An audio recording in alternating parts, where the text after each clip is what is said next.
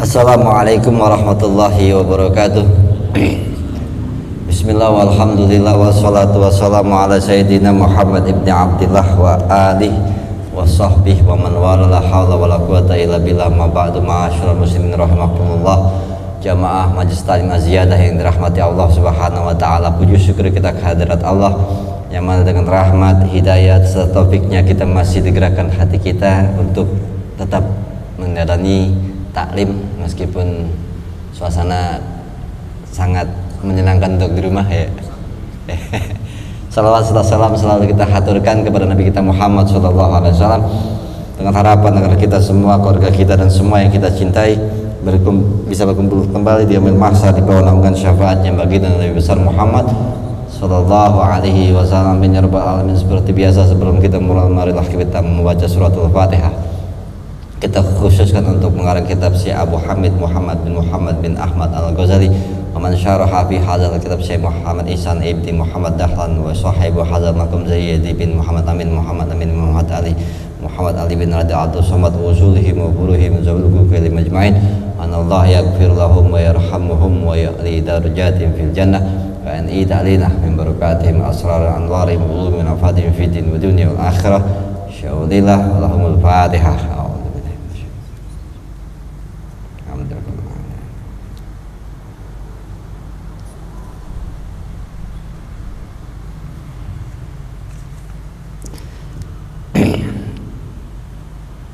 Kita lanjutin pengajian kita masih dalam kitab Sirajul Talibin Sarah daripada Minhajul Abidin halaman 141, masih ngomongin masalah keutamaan sabar ya. Wa minha al-bisyarah tuh ya, ada ya tengah-tengah. A'udzubillahi samil alim minasyaitonir rajim. Bismillahirrahmanirrahim. Qala Imam Al-Malik rahimahullah wa nafa'ani bi barakatihi fid dharain amin. Wa minha al-bisyaratu wa salatu wa rahmatu ya. Yang di bawah, kalau di atasnya ada baris ketiga keempat ya. Wa minha mahabah enggak, baris kedua. Wa min al-bisyaratu wa salatu wa rahmah. Orang yang sabar ya akan mendapatkan bisyarah, kabar gembira ya. Kita kalau orang-orang kita kalau ngomong bisyarah tuh itu ya, melihat yang aneh-aneh gitu ya. Ya. Lebih sering dengar gitu ya. Dapat bisyarah. Dapat bisyarah, iya. Dapat penglihatan ataupun pendengaran. Cuma masalahnya kan bisyarah itu cuma dari Allah. Ini ada aulia syaitan. Yang bisikannya dari mana? Kita harus ukur diri kita dulu ya. Makanya ada syarat-syaratnya. Kalau mau memahami tentang perbedaannya itu ada cukup banyak kitab-kitab yang kayak Karamatul Aulia atau Farqoban Baina Aulia Rahman wa Syaitan. Itu ciri-ciri di mana orang yang pantas dapat bisyarah yang beres, yang nggak beres tuh kemana. Pakai intinya pokoknya satu doang dah yang paling penting, nggak cintai dunia, bisyarahnya baru bener. Sulit ya? Nggak cintai sama dunia, bisyarahnya baru bener dari Allah. Bisyarah itu pandangan hati yang paling tinggi, pandangan paling rendah hidung. Ada bisa mencium bau yang kebaikan gitu, bau-bau ya. Terus bisyarah kuping mendengar, bisyarah mata yang paling tinggi, bisyarah hati gitu ya. Tapi masalahnya kan di dalam hati ada 7 bisikan. Nah ini ya, yang bisa membisikkan hati ada 7. Udah pernah dibahas di jilid pertama ya, tentang masalah 7 bisikan. Solusinya bagaimana bisa mengetahui itu bisikan dari yang mana ya? Solusinya Ghazali bilang apa? Mudah, satu doang. Tidak cinta dunia, kalian akan tahu yang mana bisikan dari 7 itu. Itu doang solusinya. Tidak cinta sama dunia, solusinya itu doang ya. Gimana sih tidak cinta sama dunia? Ya itu udah pernah dibahas ya, nanti juga ada diulang-ulang lagi. Emang itu doang isinya ya.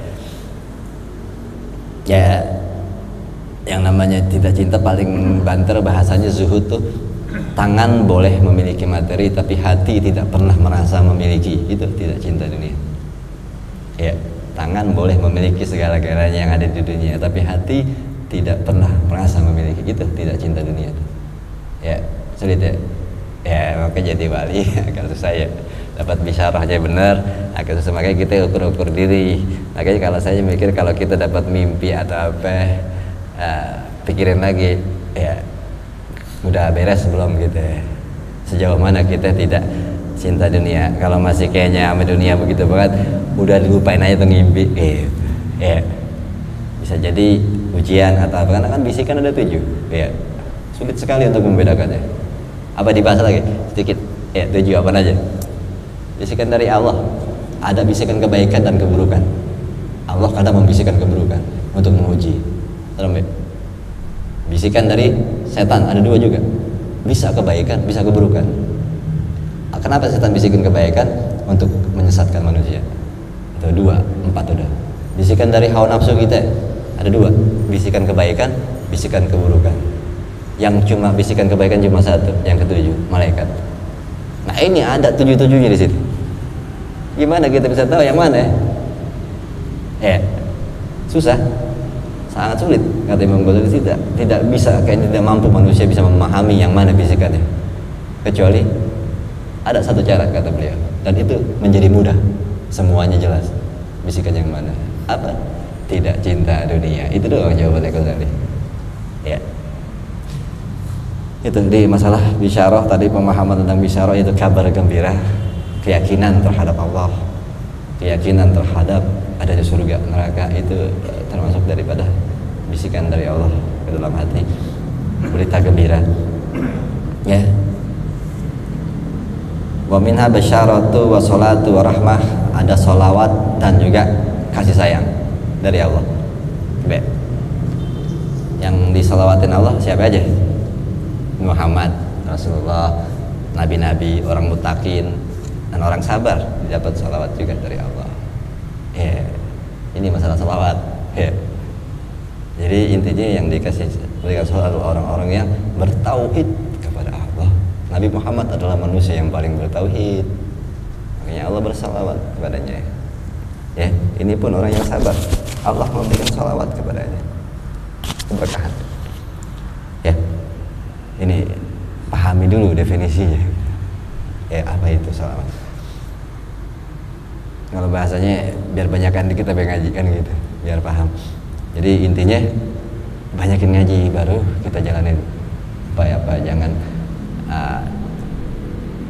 dapat yang nggak jelas kita jalanin gitu, repot, ntar kita sesat dan disesatkan ya.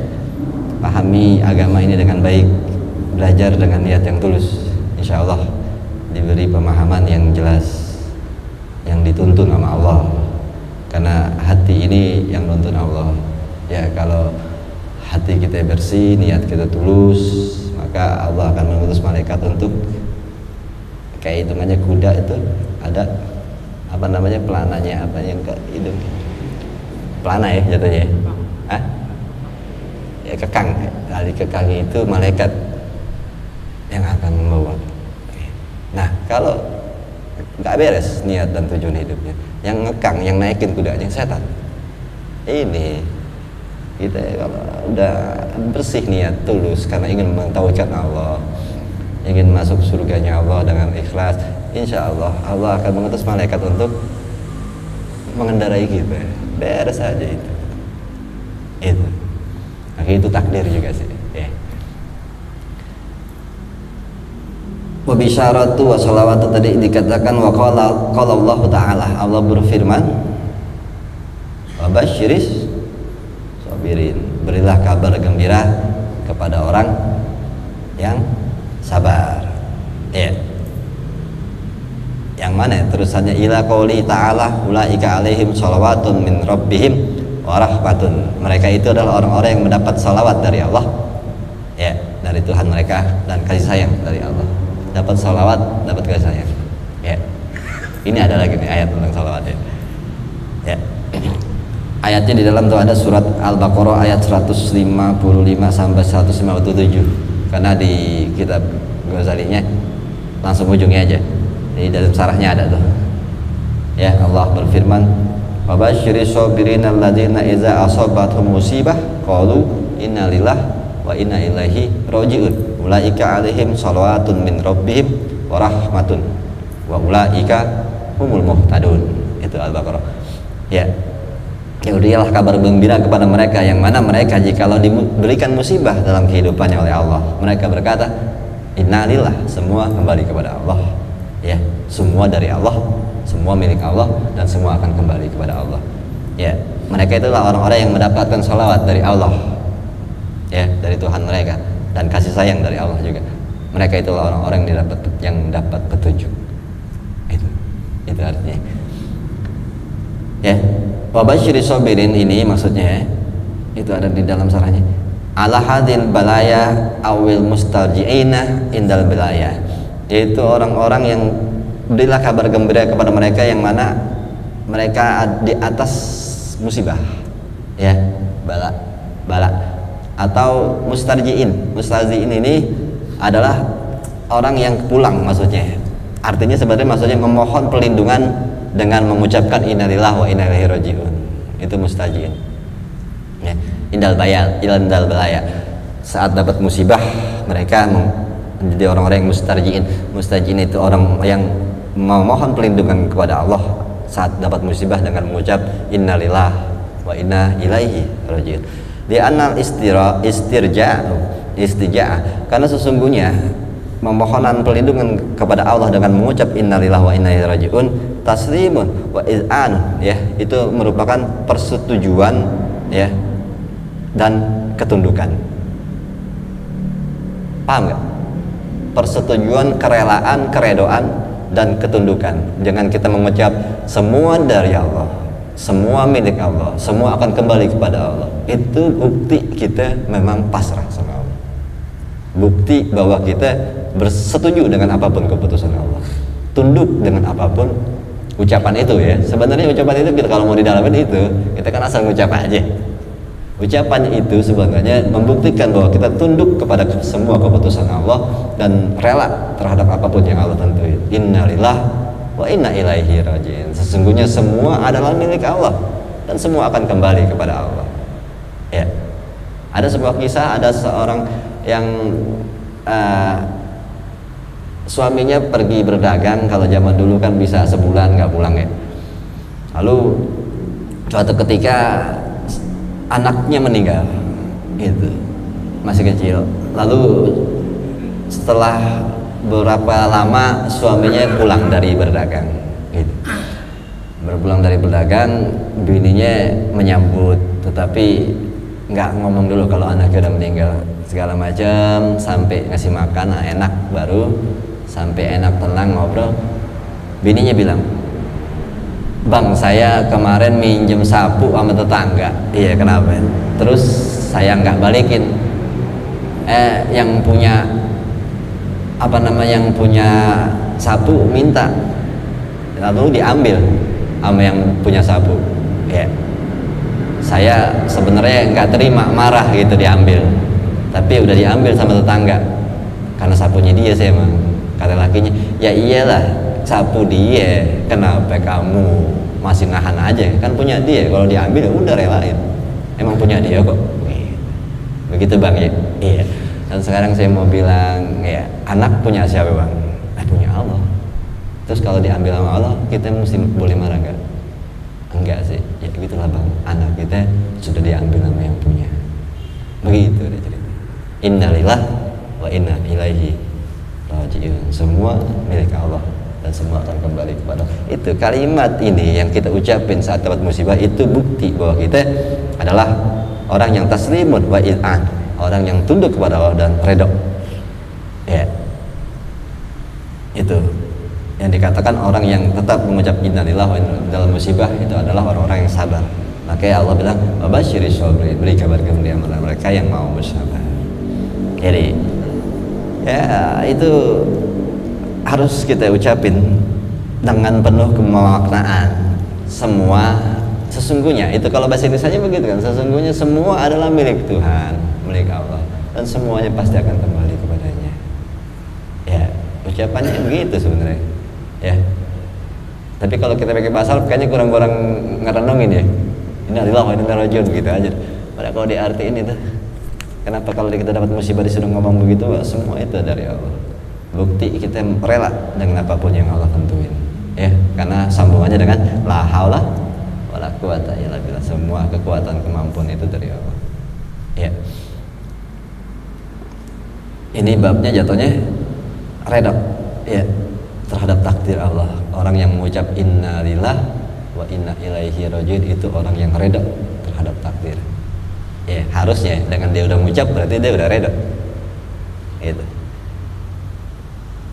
Wa fil hadis, di dalam sebuah hadis dikatakan manis tarja, siapa orang yang memohon kalimat innalillah, itu membaca itu tadi memohon perlindungan kepada Allah dengan membaca mengucapkan kalimat la ilaha innalillah wa inna ilaihi raji'un, kata Nabi, indal musibah, saat musibah terjadi kepada hidupnya, jabarallahu musibatahu wa ahsana iqabi, Allah akan memulihkan dirinya daripada musibah itu dan dia akan wa ahsana, akhir yang baik.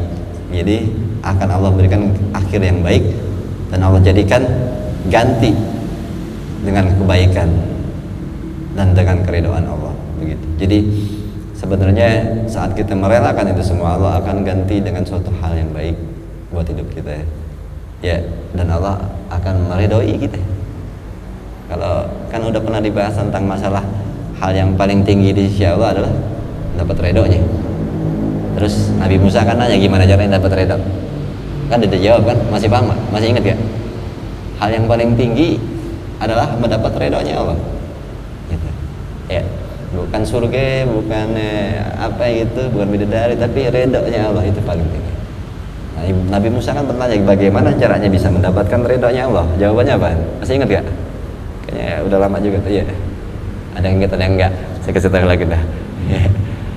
Kata Allah, wahai Musa, seandainya engkau redha dengan semua takdir hidupku kepadamu, maka aku akan redha kepadamu. Jadi gimana caranya dapat redha Allah? Redha dulu terhadap ketentuan Allah terhadap hidup kita.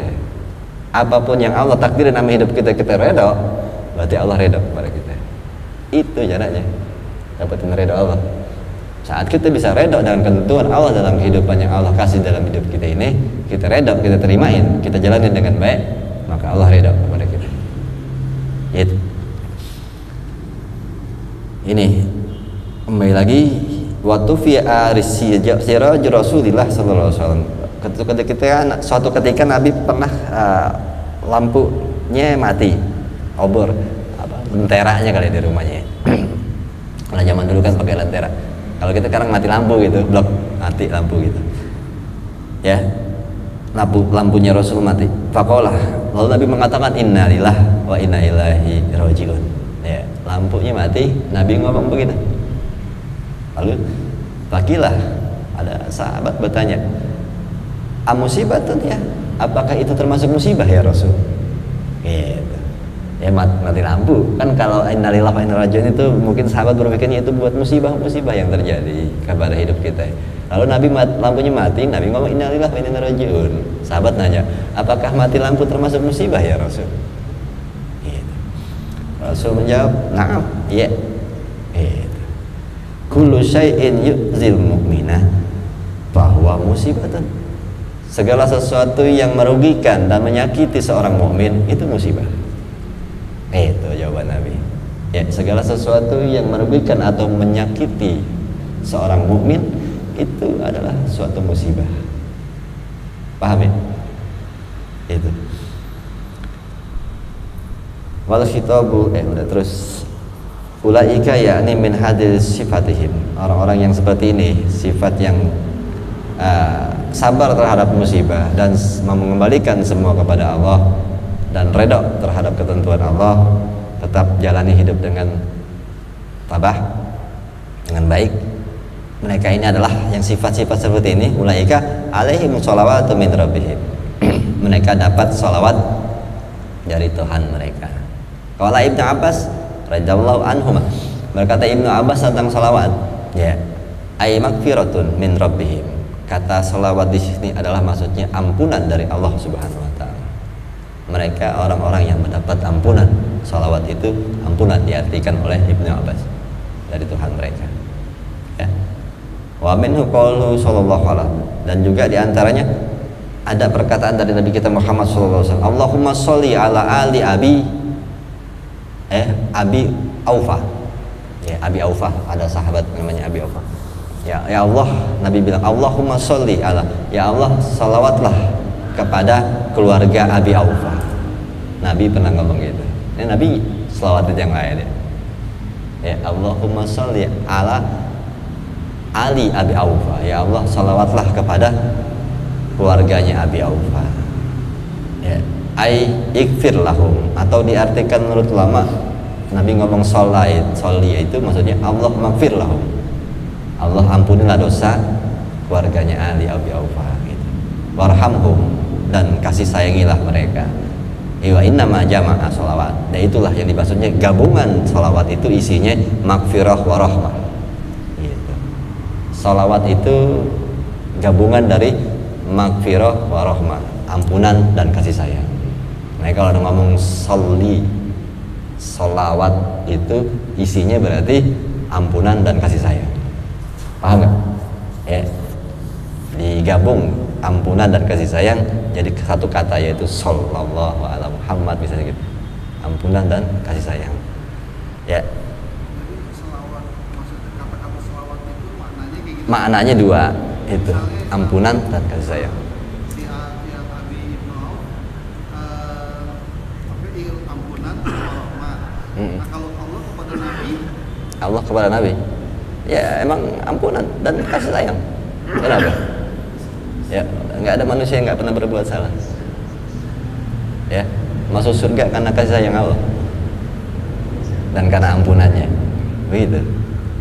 Ya, jadi semua manusia juga, ya Allah penuh kasih sayangnya dan ampunannya. Salah satu contoh ayat, innal ladzina qalu rabbuna Allah tsumma istaqamu tatanazzalu alaihil malaikah alla takhafu wa la tahzanu wa abshiru bil jannati allati kuntum tu'adun nuzulan min ghafurir rahim. Itu tetap terakhir. Innal ladzina qalu rabbuna, ini kalau didefinisikan ayat ini tentang orang yang jatuhnya wali. Mereka dikasih surga sama Allah. Ya, saat mati Allah kasih lihat tempat mereka di surga. Jangan takut dan sedih, itu tempat yang dijanjikan. Nuzulan min ghafur, mereka masuk ke dalam surga itu dengan ampunan. Wali masuknya karena ampunan. Ya. Ya. Allah yang berselamat. Malaikat berselamat, ampunannya kan? Iya kan, doain orang nggak boleh, doain Nabi. Ya, doain Nabi biar diampuni Allah, dikasih sayangnya Allah, walaupun pasti Nabi sudah diampuni sebelum berbuat salah. Tapi tetap aja manusia memohon ampun kepada Allah. Ya, karena termasuk dosa. Mengapa sekelas waliullah pun yang tadi di ayat itu tetap masuk surga karena ampunan? Apa sanggup kita mensyukuri satu nikmat mata? Saat kita nggak mensyukurinya, berarti kan kita dosa. Ya, apa ada yang mampu beribadah mensyukuri semua nikmat yang ada di sini? Sekelas Nabi pun gak ada yang mampu. Siapa yang mampu? Makanya kasih sayang Allah selalu luas. Makanya kita selalu memohon ampun. Makanya jangan merasa hebat, merasa pintar, merasa tinggi, merasa ibadah kita banyak. Karena ada kisah di mana 60 tahun ibadah, ya kalah dengan satu nikmat mata yang belum kita syukuri. Bayangin, kalau kita semua hidup kita untuk ibadah doang, pastinya nggak cukup untuk mensyukuri nikmat yang ada di dalam tubuh. Jadi makanya jelas seorang waliullah aja nuzulan min ghafurur rahim, masuk surganya karena ampunan. Ya. Makanya kejarlah kasih sayang Allah. Jangan cari pahala buat masuk surga, nggak sanggup gitu. Ya. Kejar kasih sayang Allah. Gimana? Jadilah orang yang baik, maka Allah akan baik kepada kita. Ya. Irhamu man fil ard, arhamuka man fis sama. Sayangilah yang di bumi, maka yang di langit akan menyayangi. Jadi makhluk yang penuh kasih sayang, itu yang akan dapat kasih sayang Allah. Jadi jadilah manusia biar bisa memanusiakan manusia. Ya. Nah kalau masih warisan aja rebutan kan kayak kucing rebutan ikan, nah, sama aja sama binatang. Ya. Ya. Nah kalau ikan dikasih kucing berantem itu ngerebutin ikan. Kalau kita ngerebutin warisan sama nggak sama kucing? Jadi maksudnya belum jadi manusia itu. Ya. Manusia itu penuh kasih sayang harusnya. Dan kita belajar ini untuk menjadi manusia yang sebenarnya, ya. Yang pada dasarnya kita masih banyak ya hayawan atau natik doang sini. Sebenarnya kita hewan yang bisa berbicara aja, ya. Belum jadi manusia pada sebetulnya. Karena hawa nafsu ego masih terlalu tinggi. Ini kita harus memperbaiki usaha mungkin agar kita menjadi orang yang lembut. Nabi, para sahabatnya itu mungkin ya kita cuma dengar cerita, kalau mungkin pernah melihat sosok-sosok mereka para sahabat Nabi luar biasa lembutnya mereka, luar biasa penuh kasih, tidak ada kebencian, tidak ada kedengkian. Kita kayak berbicara sama diri kita sendiri, tidak ada yang ditutup-tutupi. Itu zaman yang sudah langka, mungkin kita juga nggak pernah bisa merasakannya itu. Ya, itu yang dibilang manusia. Ya, al muslim, akhul muslim itu terjadi di sahabat. Kayaknya kalau kita bahasa itu kita sampein sekarang kayak hal yang nggak mungkin gitu ya. Saudara muslim seperti saudara satu sama lain. Jikalau ada satu yang sakit semua. Itu kayaknya hadis nggak masuk akal kalau dilihat zaman sekarang ya. Ini yang dibilang fenomena zaman, ya kita bersabar untuk bisa tetap jadi orang yang baik, ya. Karena tujuan kita dapat kasih sayang Allah, jadilah orang baik.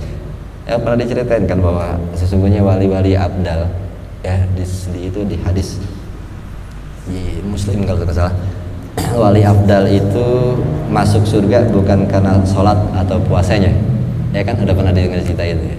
Sesungguhnya mereka masuk surganya Allah karena mereka penuh kasih kepada makhluk-makhluk di atas bumi, tidak ada kebencian, tidak ada kedengkian. Itu intinya. Ya. Lalu ulama mensarahkan hadis itu bilangnya bukan berarti wali-wali Allah sholat dan puasanya nggak bagus atau sedikit.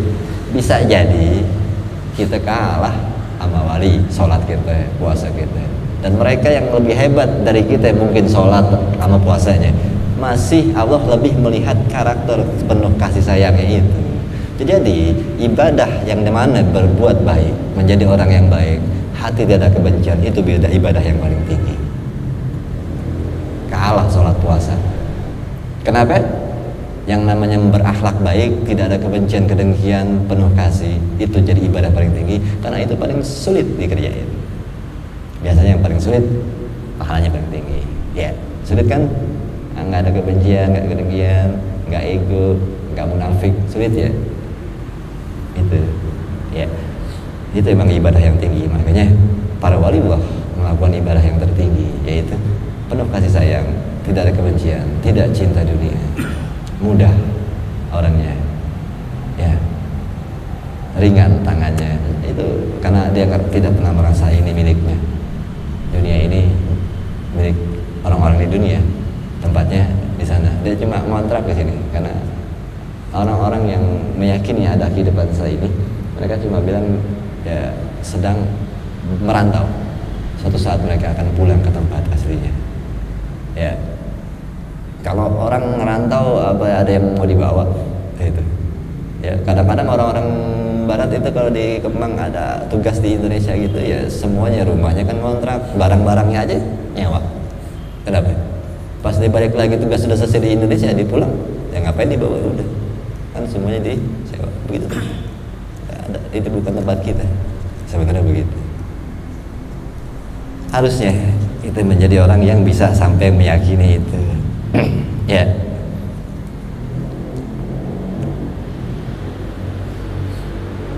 Mana itu bilang dah? Ya Allahumma sholli, kasih sayang ala Ali Abi Aufa, ampunilah keluarga mereka dan kasih ingat. Wa innama jumi'a ajama'a sholawat, itu dihimpun salawat di dalamnya, yaitu ampunan dan kasih sayang. Ya anna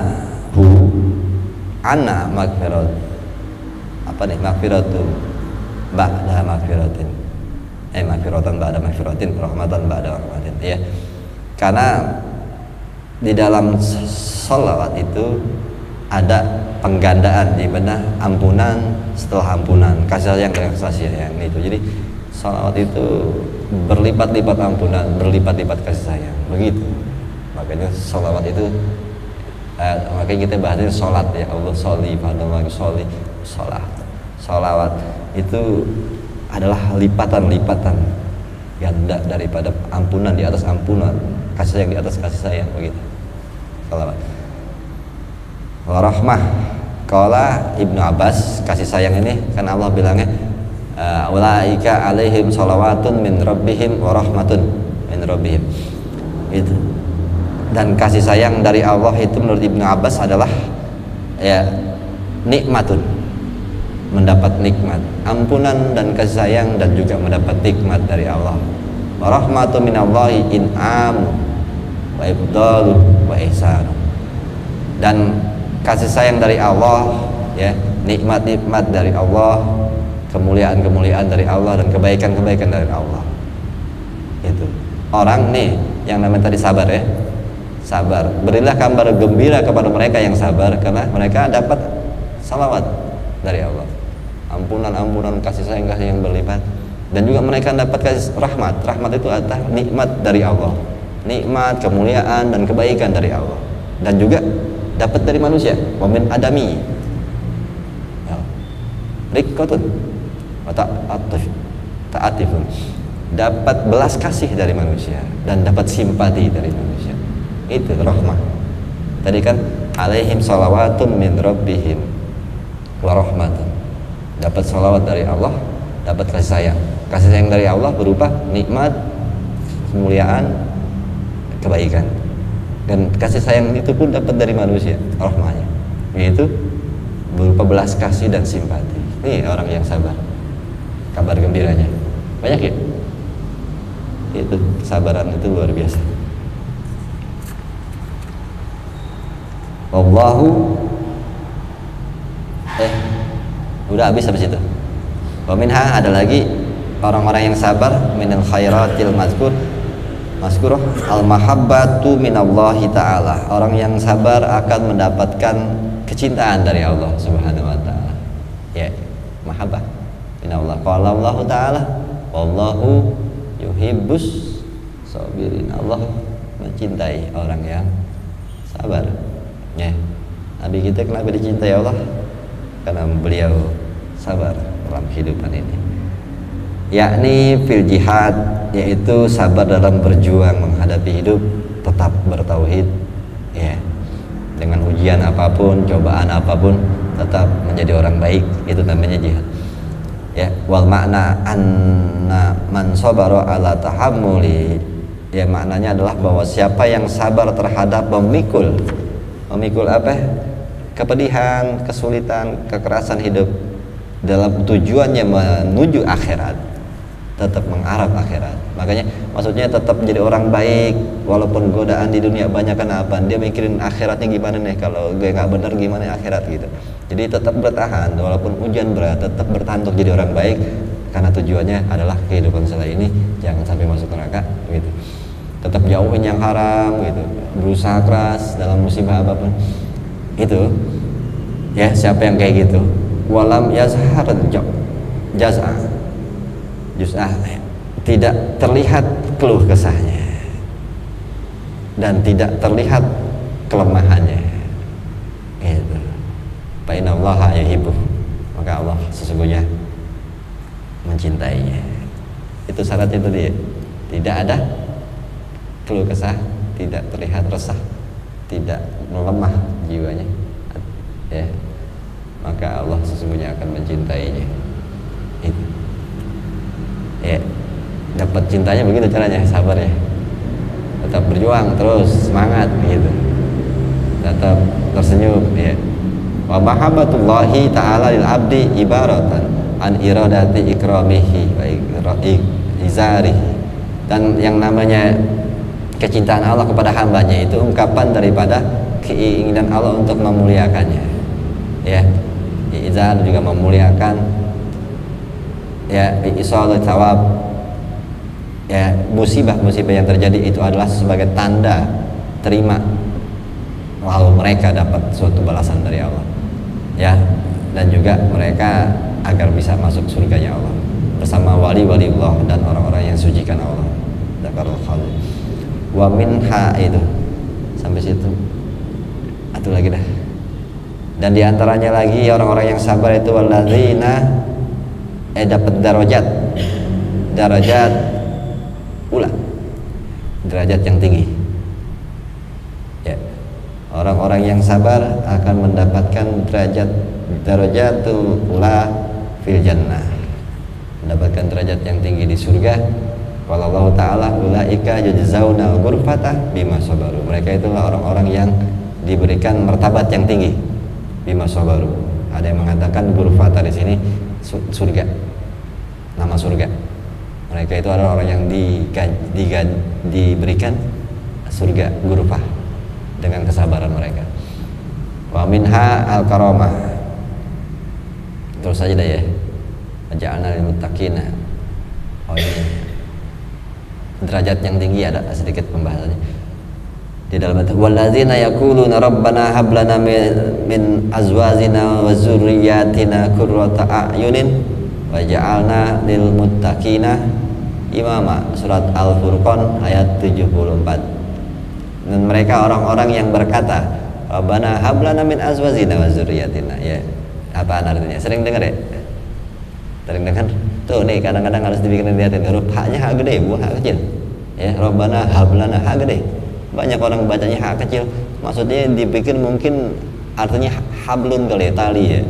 Salah paham, ya. Makanya lihatin lagi Qurannya, lihatin bacaan, kalau doa, kalau bayang, lihatin lagi. Ini banyak yang salah baca, habla pakai hak kecil, hablun, bukan hablun, habl, hak gede. Beda artinya hak gede sama hak kecil. Tanya di kamus kalau baca ya. Ya. Itu apa artinya hablana? Hah? Karunia. Kalau hak kecil? Tali. Ya. Hak gede apa? Ya. Kalau hak, ya ada lagi ayat yang tentang pakai hak kecil, hablum minallah, ya. Hablum minallah itu apa artinya? Tali dari Allah. Tali Allah pakai tali gitu.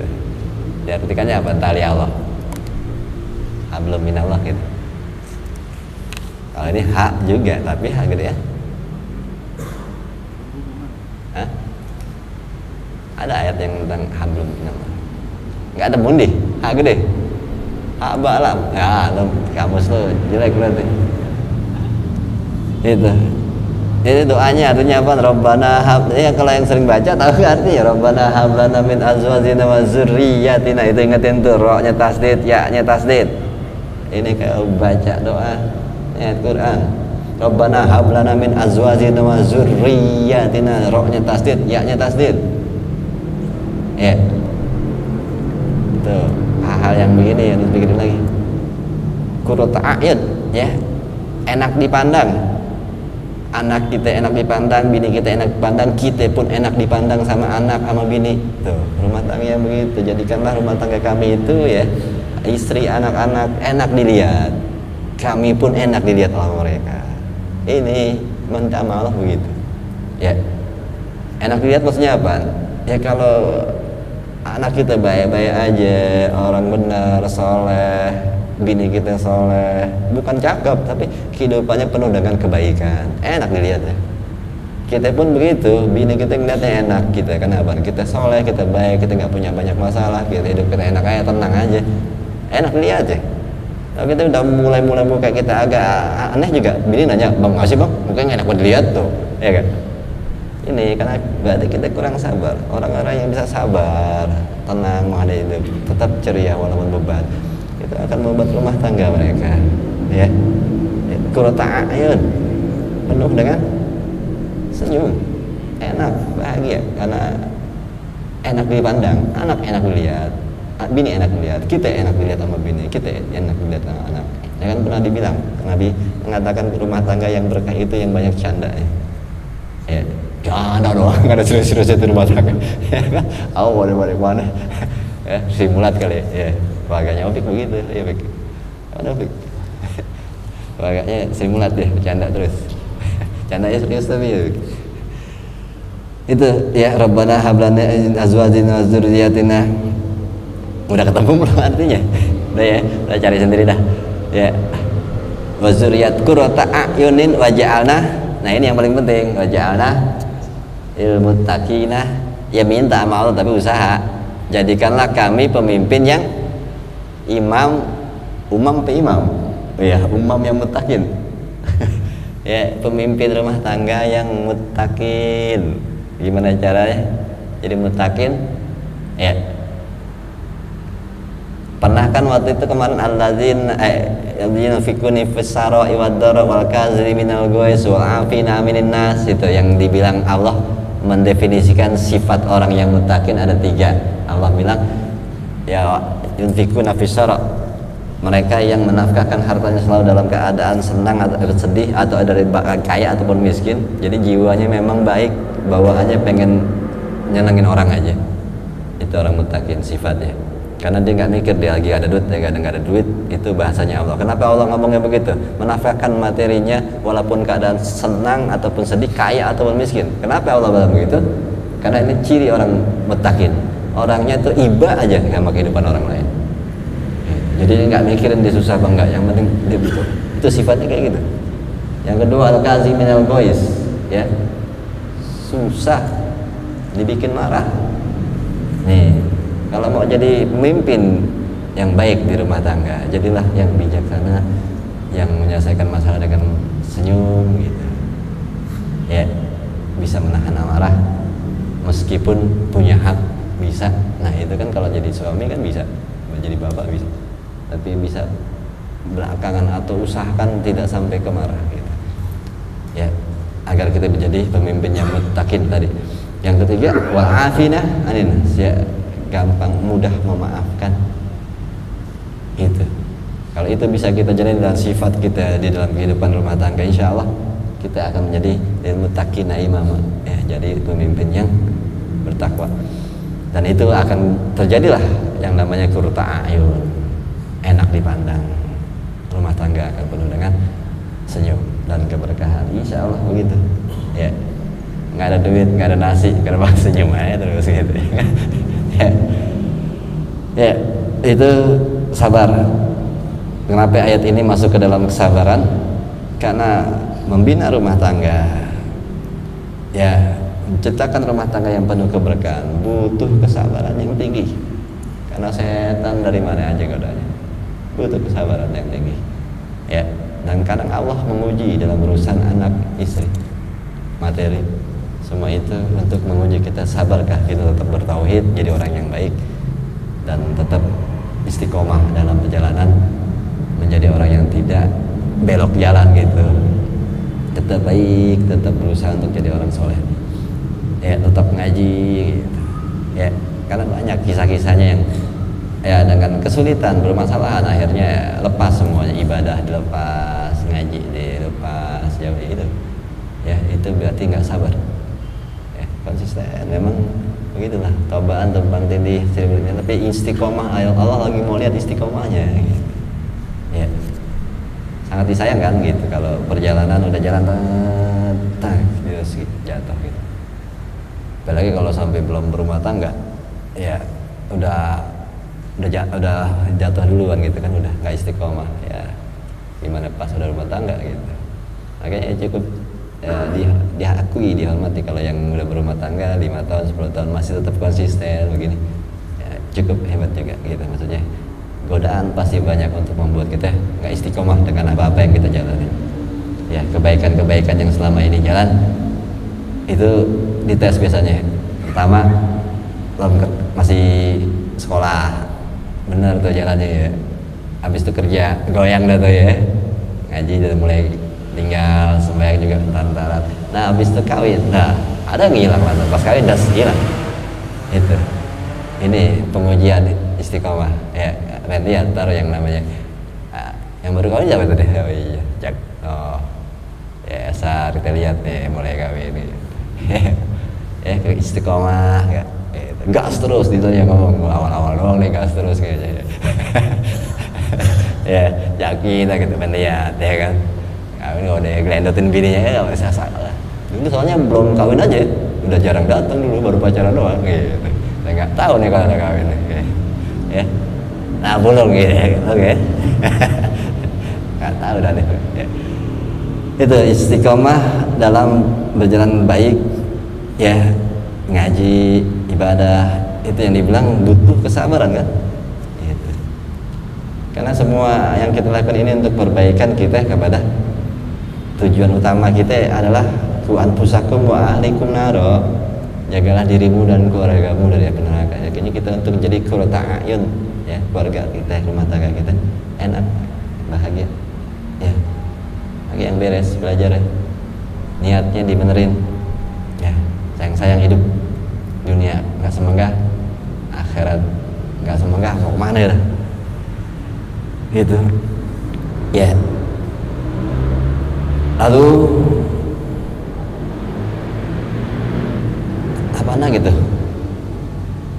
tadi masalah, oh iya ya, waja'ana lil muttaqina imama, ulaika mereka itu adalah ahlul hadil sifati yajzauna yusabuna, dibalas dengan ghurfah a'la mawadi jannah ya, setingginya paling tinggi tempat-tempat di surga, ghurfatan minal jannati wa hum fil ghurfati amin, mereka di dalam tempat itu aman, tenang, enak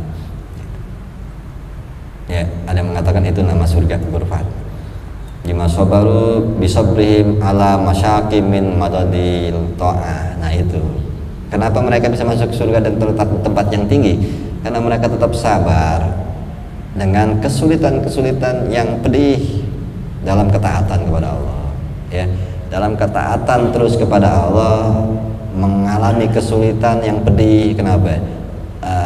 Yang namanya korupsi itu kan haram. Kalau kita korupsi berarti kita nggak taat sama Allah.